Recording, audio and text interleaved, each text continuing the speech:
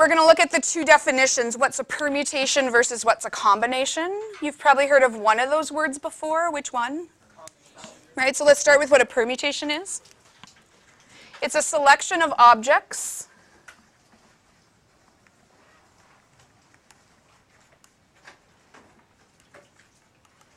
where order matters.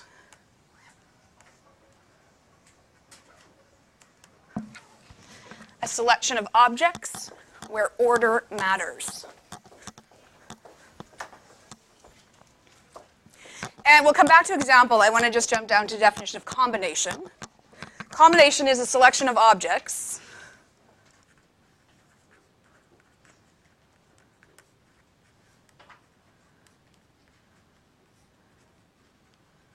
where order doesn't matter.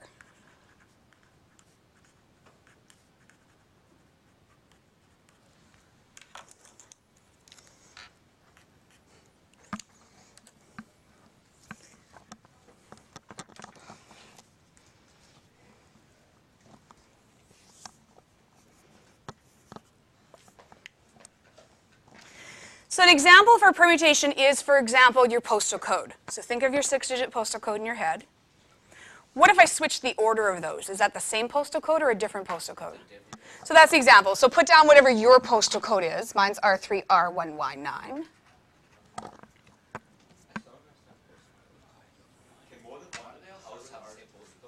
R is Manitoba.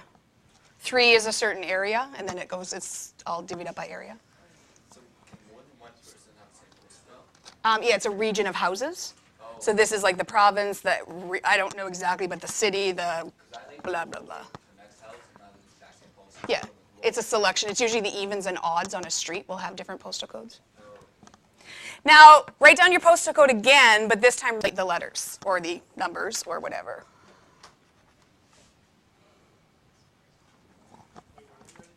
Your postal code, but switch it up.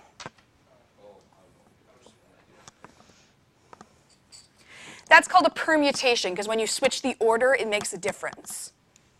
What about phone numbers? If I were to take your phone number, just randomly switch up the digits, am I going to get you if I call you? Maybe, but probability says not likely. What about license plates? Okay, so if I switch up the order, is that the same license plate or a completely different license plate? Those are permutations. Selection of objects where order does not matter is combinations. I want you to think of a hand of cards. Who's played poker? Okay. So what's a good hand in poker? Royal flush. So that's the ace, king, queen, jack, and 10 of one particular suit. Well, what if I chose in my physical hand to just put them in a different order? What if I put the 10 first, and then the king, and then the queen, and then the jack, and then the ace? Is that a different hand of cards? Still a royal flush. Doesn't matter what physical order I put them in, it's still the same hand. That's the difference between a permutation and a combination. If you switch the order and it matters, that's a permutation. If you switch the order and it doesn't matter, that's a combination. What's on your locker?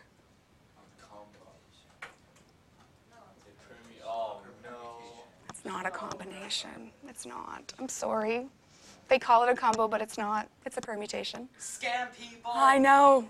Well, if you mix up the numbers, is your locker going to open? That's why it's a permutation. Where else do you hear the word combo? Restaurant. Restaurant. So if you go into McDonald's and you order a combo, is that a combo or is it a perm?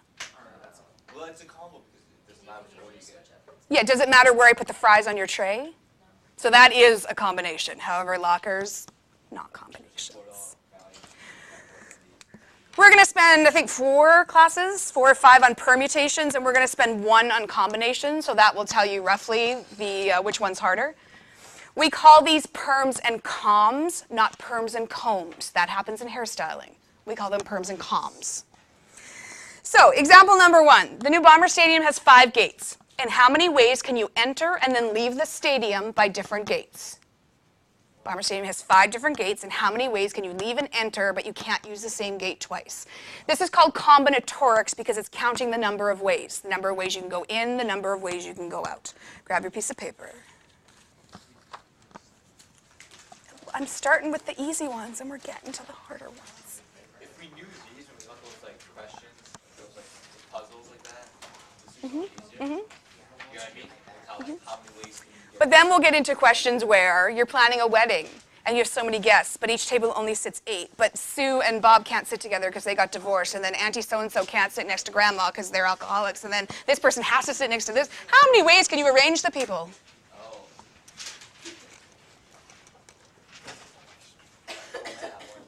So remember 5 minutes ago when I was like, take out some paper? I was sick. 5 minutes ago? I knew I had a friend. And then throw some on the floor while you're at it? That's always good too. We use blanks to represent choices. So in this question, we have 2 choices to make. What are the 2 choices? Well, we need to pick a gate to go in, and we need to pick a gate to go out. So I'm going to draw 2 blanks. I'm not always going to do this, but for the first couple examples, I'm going to write underneath what the blanks represent. So this is the number of ways we can enter, and this is the number of ways we can exit. How many choices do we have to go into the stadium? 5. How many choices do we have to come out? Well, it's not 5 anymore because we can't pick the same gate, so we have 4. Still with me? To solve these kinds of questions, we use the fundamental counting principle.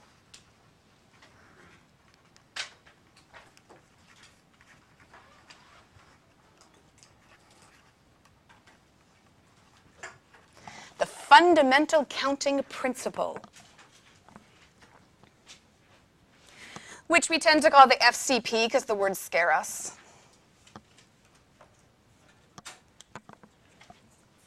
And the fundamental counting principle says, if one task can be performed in A ways and a second task can be performed in B ways, then the 2 tasks can be performed in A times B ways. It's a fancy way of saying we take these numbers and we multiply them. That's the fundamental counting principle. 5 times 4 is 20. So there are 20 different ways you can enter and then leave by a different gate. Questions so far? Example number 2. How many different 3-digit numbers are there? What's a digit? 0 through 9, and it also represents a place value within a number. So if I said 1,000, how many digits does it have? 4. If I gave you the number 19, how many digits does it have? 2. If I give you the number 5, how many digits does it have? 1. The only trick to that, if I give you the number 05, we don't count that as 2 digits, we still count it as 1. So if you start with a 0, if I said 023, how many digits? 2. Okay, so that's the only tricky thing. If it starts with a 0, we don't count it. How many 3-digit numbers are there? 3 blanks. The first one's going to represent the first digit. Second's going to represent the second digit. And the third one is third digit. I'm not always going to write out what is underneath because sometimes it's really obvious. I'm just doing it for the first couple examples so you see what's going on. If I start with a 0, is that going to be a 3-digit number? No, so I can choose any number from 1 to 9, and that will be a 3-digit number. So I have 9 choices for the first one. And so sometimes when it says to show work, I'm going to put a 0 and I'm going to put an X through it. And that's just my notation saying not 0. Okay? You don't have to use that notation. You can use whatever makes sense to you. What about the second digit? Can that be a 0? So if I gave you the number 102, is that a 3-digit number? 504? 907? So I can have any number 0 through 9. So how many choices do I have for the second one? 0 through 9 is 10 choices. Can I have a 0 at the third digit? So could I have 750, 620, 910? So how many choices for the third digit? 10. The fundamental counting principle says that I multiply these 3 numbers together. I heard 900. Why do we have combinatorics? Because I don't want to have to write out 900 3-digit numbers and then count them all to figure out there's 900. I want to be able to do it quickly like that. Okay, so there are a bunch of big words and all that, only to learn that what we're learning is basic multiplication. How are we doing so far? Well, somebody said, we did this in grade 7. I'm like, no, because now it's going to get harder. We're going to do what's called permutations with restrictions. Yeah, but without restrictions, it's easy elementary school almost. Example, sorry, in definition, restriction is a condition that limits the total number of possibilities. So examples, you'll see stuff like must sit with, must end with, must sit together, must not be together, must start with this, must end with this. The zeros must be together. It must start with a 1 and end with a 5. Those are all called restrictions. Example number 3. I lump them all together, and I'm going to call these seating problems. So we're going to look at how many ways can people be seated if they need to be together, not together. Someone has to be at the end, someone has to be at the front. Example number 4 is what I'm going to call digit questions. And the last one I'm going to call number. So in total for these 3 examples, it's seating problems, digit problems, number problems. They're the most common.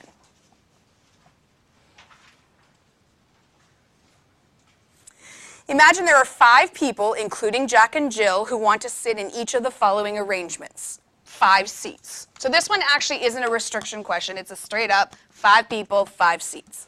So example number 3A. 5 people, 5 seats, 5 blanks. How many people could pick the first chair? Somebody picks it and they sit down. How many people can pick the second chair? They pick a seat and they sit down. How many people could pick the third desk or third seat? Somebody sits down. How many people are left? 2, and the very last desk, how many choices? 1. And we multiply these according to the fundamental counting principle. Now, when you multiply numbers, don't feel you need to do it from left to right. Do whatever your brain sees first. My brain goes to the 5 and 2. Why is that the first thing my brain picks up? Because it's 10 and it's easy. And then I would do the 4 times 3, which is 12. And then I would do 12 times 10, which is 120. So don't feel you need to do it in order. If your brain goes to the 5 and 4 first, then do the 5 and 4 first. But you can multiply them in any order when you're doing multiplication. 120 ways I could arrange one row of 5 people. So when a teacher does a seating plan, you're like, you're picking on me. No, we're not. We don't have time to do 20 different people and 30 different desks. Imagine how many arrangements that would be. That's 5 people and 5 desks. That's it. And I have 120 different ways to seat them. Now we're going to add a restriction.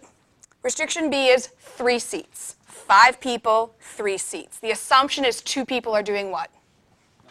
Standing up. They're not sitting in laps. That's just weird. They just don't get a seat. Okay, 5 people, 5 blanks.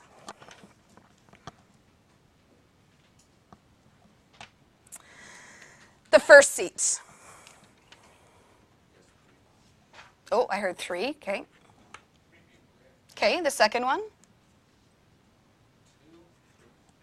The third one. The last one.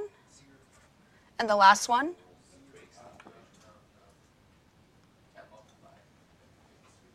Why? Okay, so we get 0. So there's 0 ways to arrange 3 people on, or 5 people on 3 chairs. Does that make sense? Yeah, so the question is always how many blanks, because we have 5 people and we have 3 chairs. That's not the right way to do the question because you're going to end up with the 0. Always go with the smaller number when you're drawing your blanks. Always go with the smaller number when you're drawing your blanks. So we have 3 and we have 5, which is a smaller number. So I'm going to draw 3 blanks. What do these 3 blanks represent? It's seats. So this is seat number 1, not person. This is seat number 2, not person 2. And this is seat number 3. Okay? When you have 2 different numbers, always go for the smaller one. Otherwise, you'll end up in that situation 0, which we know doesn't make sense. So the first desk or the first seat, how many people could choose it? 5. Somebody chooses it and sits down. The second one, how many people could choose it? Somebody chooses it and they sit down. How many people are left for the third? Fundamental counting principle says we multiply.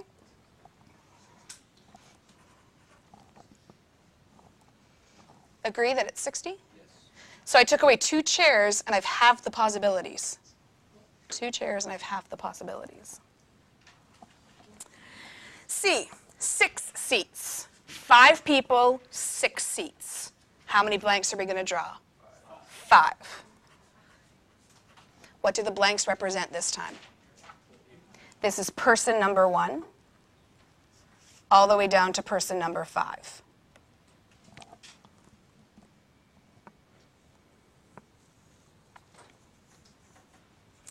Person 1 walks in. How many desks are there? So he has 6 choices. He's going to pick one and he's going to sit down. Person number 2 walks in the room. How many desks are left? Followed by, followed by, followed by. Where's the 1? We don't need it. What is the assumption if there's 6 desks and 5 people? There's 1 empty desk, and we're okay with that. This would be about as hard as a non-calculator question would be, so go with whatever your brain sees first. My brain still goes to the 5 and 2 because I want to make 10s. Go with whatever your brain sees first.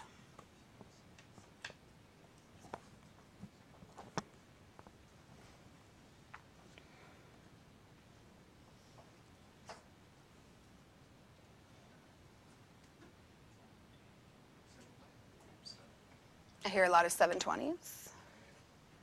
And really what you could have done is taken A and multiplied by 6. That's where it's coming from. And so 12 times 6 is 72. That's about as hard it would be without a calculator. How are we doing so far? D, 5 people, 5 seats. Jack must be in the first seat. How many blanks? 5 people, 5 seats. 5. And this time I'm going to have them represent the seats. So seat number 1, seat 5. And again, I won't always write this underneath the blanks. I'm just doing it for the first couple examples so you can see what we're doing. What's the restriction in this question? Jack has to be first, so I'm going to put Jack right there. How many choices do I have? Well, 1, because we're assuming there's only 1 Jack. What if everyone's name is Then that would be really confusing. except you, of course. Okay, what about the next desk? Does it matter who sits there? So out of 4 people left, do I care? 4 possibilities. What about the next seat? 3, 2, 1.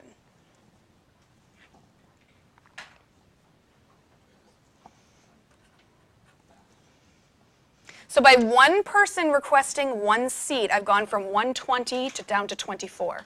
Look at the difference there because 1 person has to sit in 1 particular seat. 5 seats, but Jack must be in the middle. Jack is a pain in the ass here. How many blanks? 5. What's the restriction on the question? Jack, and where does he have to be? So I'm going to put him in the middle. What? Explain. Explain. So how many would go in the first blank? Followed by? Followed by? Followed by? Which equals? So aren't these really the same question? What if Jack had to have the second seat? How many possibilities would there be? What if he had to have the 4th seat? What if he had to have the last seat? They're all going to be exactly the same.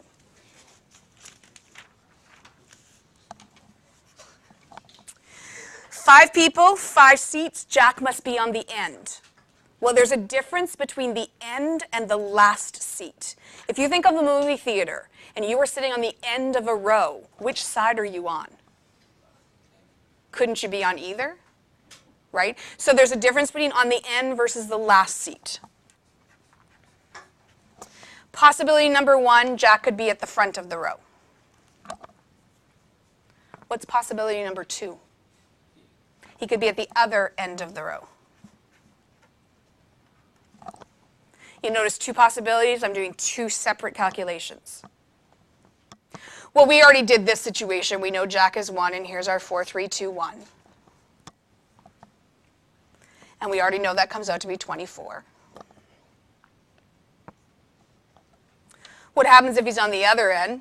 Nothing, the same situation. Our 1's just going to be here, and we're going to have our 4, 3, 2, 1, which we also know is 24. And there's 2 little words in math that are very small in English, but they mean something big mathematically. And it's the difference between or and and. which you probably talked about this way back in grade 9, not that I expect you to remember. This is an or. It can be the first situation or it can be the second situation. What does or mean mathematically? It means add. So to find the total number of permutations, I'm going to add the two cases together. How many ways can Jack be on either end? 48 ways. Questions so far? This you definitely did not do in grade 7.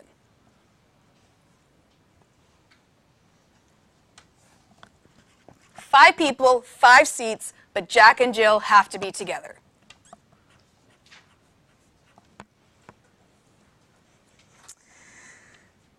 Now what? Do we know where they are? Do they have to be at the beginning? Does it have to be at the end? Can they be in the middle? Okay, so let's start with them in the first 2 seats. Does it matter who's first? Okay, so I'm going to just make a note, Jack or Jill. So how many possible people can sit in that first seat? 2. What about the seat next to it? Has to be 1. Why? It has to be the other. What about who's next to Jack or Jill? Do we care? So how many people are left? 3, 2, 1. Now when you're multiplying, ignore the 1s, obviously, because we know 1s don't matter, so you're just doing 2 times 3 times 2. I heard a really quiet 12. But that's only case number 1. That's only with them in the first and second seat. What's the next possibility? The second and the third.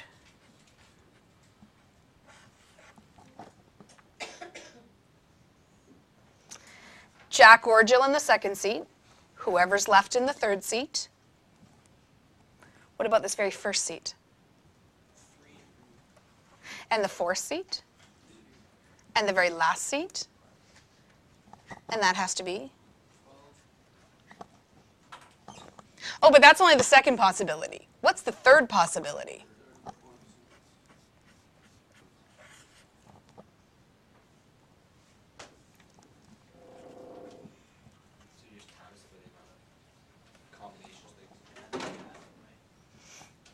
The fourth possibility?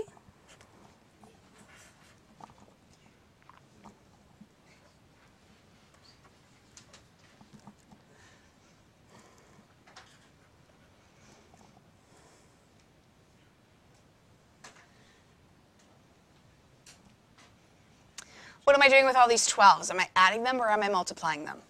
Why am I adding? That was really loud, yes. Because these are different possibilities and they're or, so if we add them all up.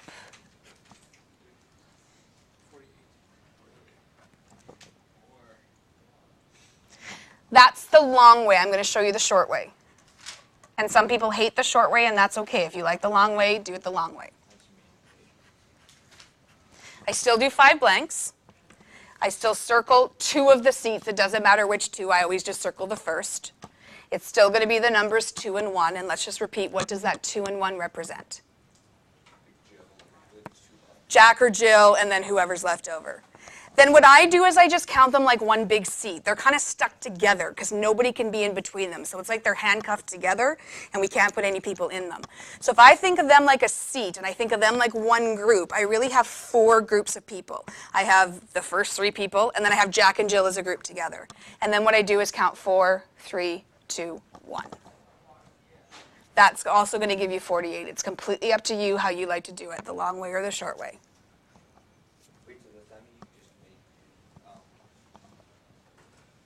So what this 4 year is doing is giving us all 4 of these possibilities. Okay. You just make half 4. Yeah, you just stick them together, Jack and Jill together. Where does the 4 come from again? It's doing all of these 4 possibilities in one case. So this 4 is giving you Jack, Jill, person, person, person, person, Jack, Jill, person, person, person, person, Jack, Jill, person, person, person, person, person, Jack, Jill. Oh, but wait! No, now they break up, and guess what happens? They're like, no, not going to do it. Not sitting by her. She has cooties, not going to happen. So how do we do when people refuse to be together?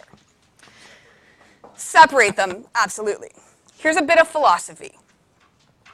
You're either next to someone or you're not. Think about that. Unless they're always next. You're either next to someone or you're not.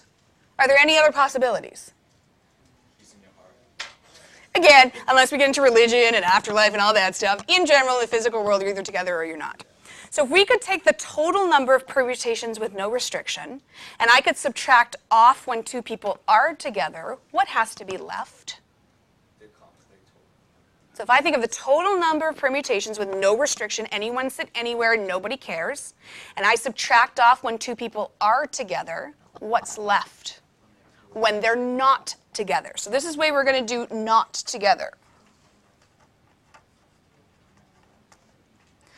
Not together is going to equal the total without restrictions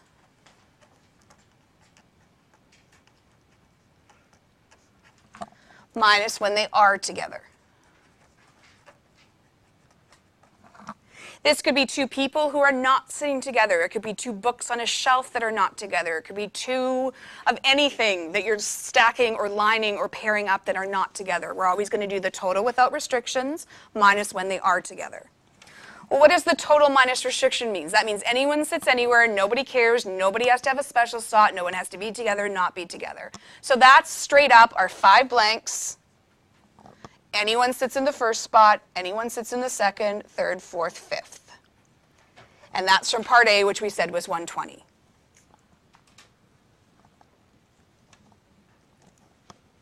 The are together, if we do the short way, we have Jack and Jill that are together. We count them as a group, and then we have 4, 3, 2, 1 ways. And we just said that that was 48 ways. So if there's 120 different ways to seat 5 people in 5 desks, and there are 48 ways when Jack and Jill are together, how many ways are there when Jack and Jill are not together? I heard the offer of 72. This is the fastest and easiest way to do not together. If you start having to list all the cases, you're going to cry partway through. How do we feel so far? Pretty good? Pretty good? Okay, let's leave the stupid seating arrangements in Jack and Jill, and let's go to what I call the digit problems. You need to create a 3-digit PIN for your bank card, which, on a personal note, I would never bank anywhere that had a 3-digit PIN, by the way. Yeah, 4, and most banks are going to 5 and 6. Why? Because it's really hard to guess one that's really close together, or that's only got 4. By the way, don't say PIN number. That's just aggravating, because what does PIN stand for? Personal identification number. So if you say PIN number, you're saying personal identification number. No, it's just a PIN. So in this situation, 3-digit PIN, don't ever bank anywhere that asks you to do a 3-digit PIN. You can only use the digits. I want you to circle the word only. 1, 2, 3, 4, 5. Those are your only choices. Again, I would not bank here. How many different PINs can you create? This is a non-restriction question. This is just like 5 people, 5 chairs. We have 3 blanks. What do the 3 blanks represent?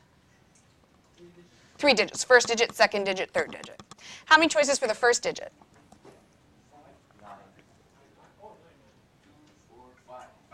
1, 2, 3, 4, 5. Probably.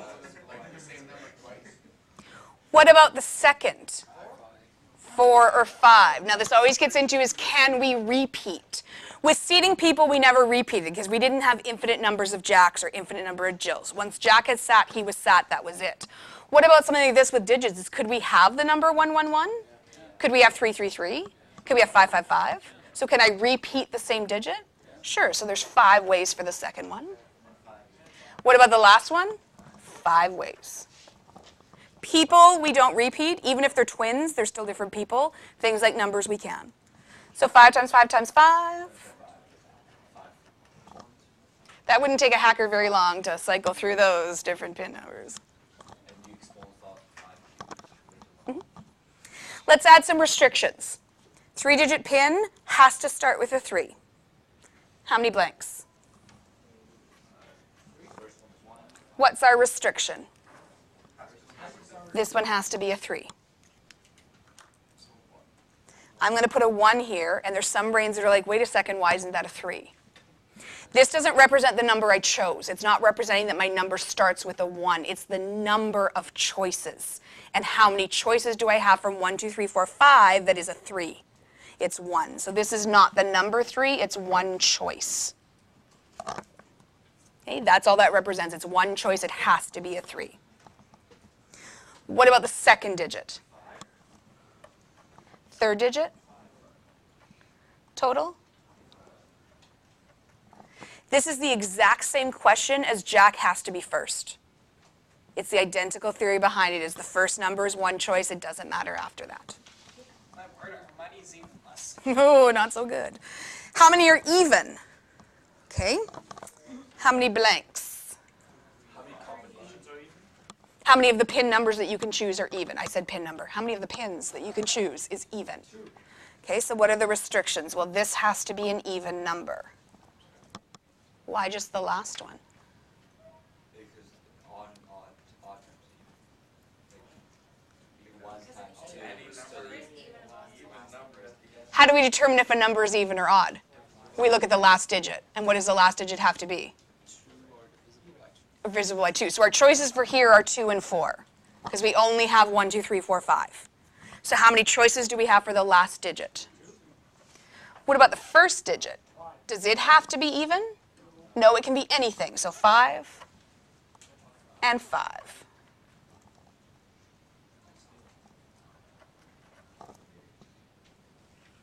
Again, why do we have this kind of math? Because I don't want to have to list out 50 different numbers and try to not forget one or double one in order to find out there's 50. I want a fast way to do it. How many use only odd numbers? Now, it's this unit that you have to be really careful with the wording more than any other unit. And if you're not stopping and read to read and then reading to highlight, you're going to miss certain keywords. So it's really important with this unit that you're starting to highlight keywords. What's the difference between C and D? Only odd numbers. Only use odd. So what's the difference between C and D? So in C, it was the pin that had to be even. In this one, it is the choice that has to be odd. So 3 blanks, odd, odd, odd. We still only have 1, 2, 3, 4, 5. How many of those are odd? And then for the second one? And then the third one?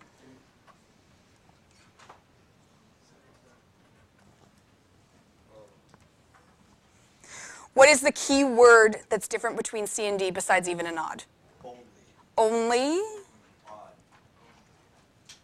Numbers. I would circle only or highlight only and numbers. That's what's distinguishing it from C.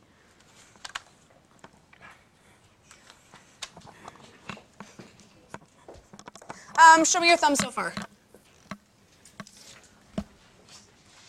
Good.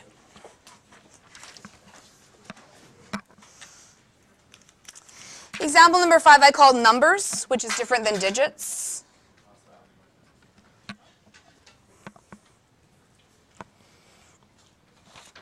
Using only the digits 2, 3, 5, 6, 8, and 9, find the number of permutations possible in each situation described below.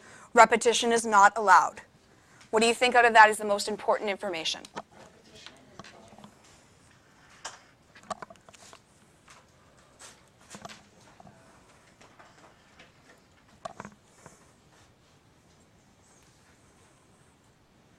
There's still one more word I'd like to highlight.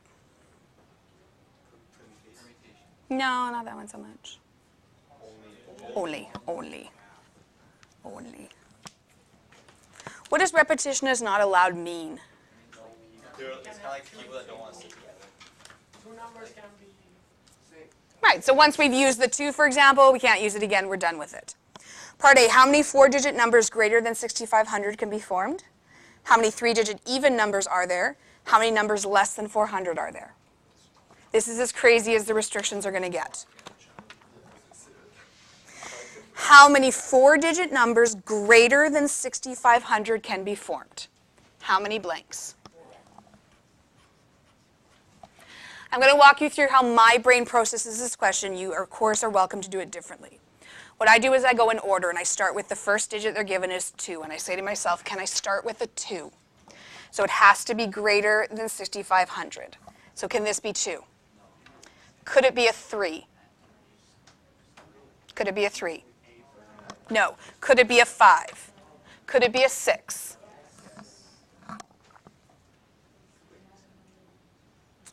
If this is a 6, I'm going to go through the same possibilities for the second digit. Could it be the 2? Why not? Because I need to be bigger than 6,500.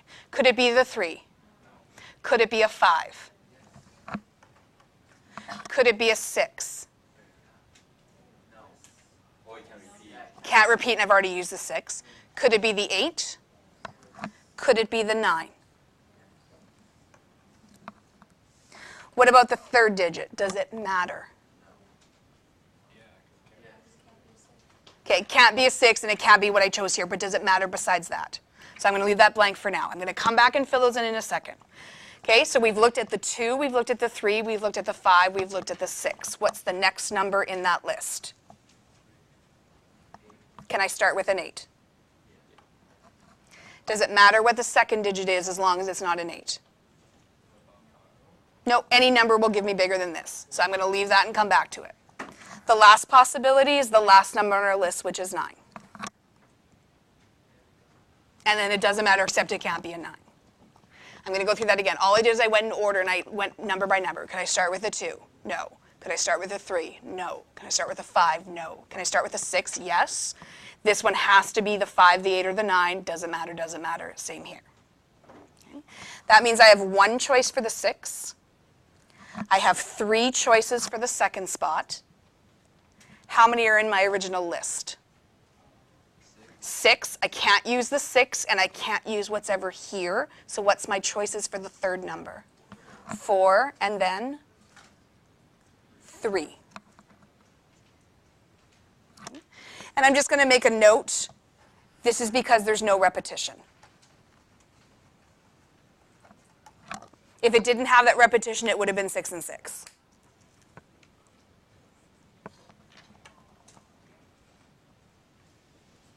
Going down to possibility number 2, I've got one choice for the 8. How many for the second digit? How many for the third? And then 3. And again, I'll do the multiplication in a second. I'm just filling in all the blanks. The 9, that's one possibility for the 9. How many for the number that follows?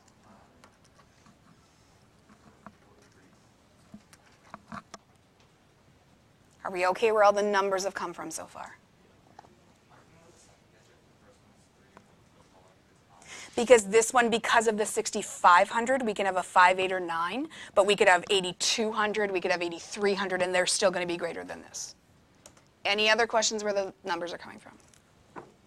What's with the 7 before the 65? Oh, that's a greater than. Greater than. 7s are like this. Any other questions? If you wanted to, and I probably would have, is you can combine these two cases. You cannot combine the first case. If you wanted to, you could combine case 2 and 3, and I'll show you how in a second, but you cannot combine with the first one. My brain would have done this. I would have put 8 or 9 together, and I would have said there's 2 possibilities, and then 5, 4, 3. You can do it as 3 separate cases. You can do it as 2 cases. Why can I not combine with this one? This has what's called a double restriction. It's got a restriction on the first digit and a restriction on the second. These ones only have a single restriction. Again, it doesn't matter what way you do it as long as you get the same answer. I'm just showing you the way I do it. So let's figure out the case with the 6 at the beginning. So 3 times 4 times 3. Offer of 36 from the German. What's 36 in German? 63. Yeah, what he said. Yeah. Doesn't matter which one, whether you do these and add them or you do it here, it's going to be the same number. So let's do this one. So 2 times 5. And then I do 4 times 3. And then I multiply them together. Or if you wanted to keep it as separate, it would be 60 plus 60.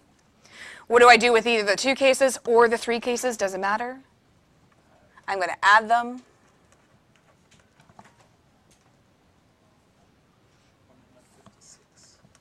There are 156 numbers bigger than 6,500 that have those restrictions. That's as crazy as it's going to get. Biggest thing you need to understand is what happens when there's no repetition and why I can't combine the first case with any of the other cases. So why is 6 special and 8 and 9 are not special? Turn and talk to your partner. Explain why we can't combine with the first case.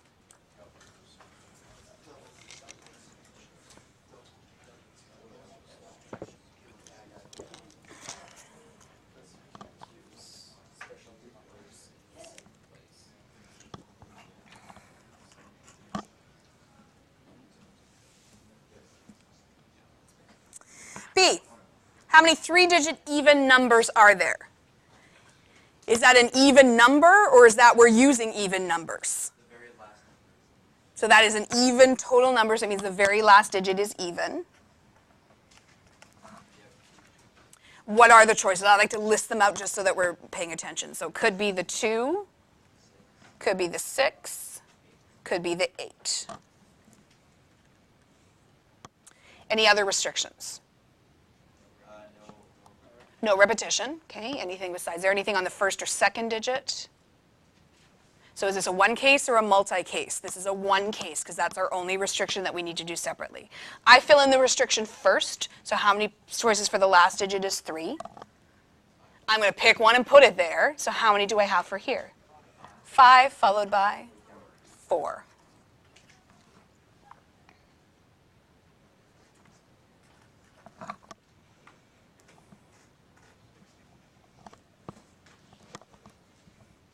Why wasn't this 6 and 6? Because we can't repeat. The question specified no repetition. How many numbers are less than 400?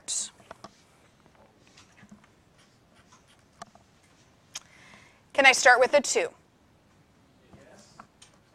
Can I start with a 3? Yeah. Can I start with a 4? Can I start with a 5? 6.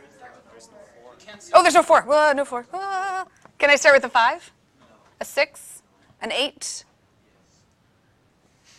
A 9? Any other restrictions? Anything else going on? Any restriction on the second or third? Okay, fill it in. No repetition. No repetition, yes.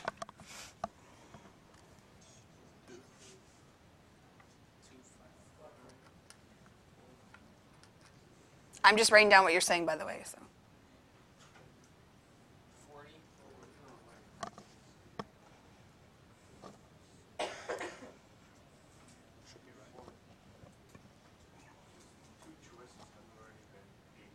But we only put one there. We had to, but we only physically selected one number. Who said the number had to be 3 digits? Okay, so that's only case number 1. What's case number 2? We're still doing less than 400, so is there any restriction on the 2-digit number? Okay, so choices for the first one. Choices for the second.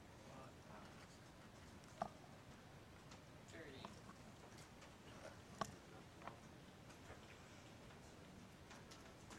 Third case is a 1-digit number.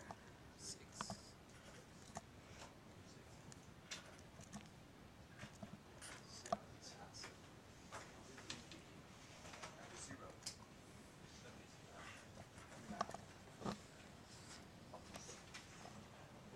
Questions? Make a note to yourself that the last one doesn't specify the digits because your brain's going to want to because you see 400 and you're going to think it has to have 3 digits, but the question doesn't specify.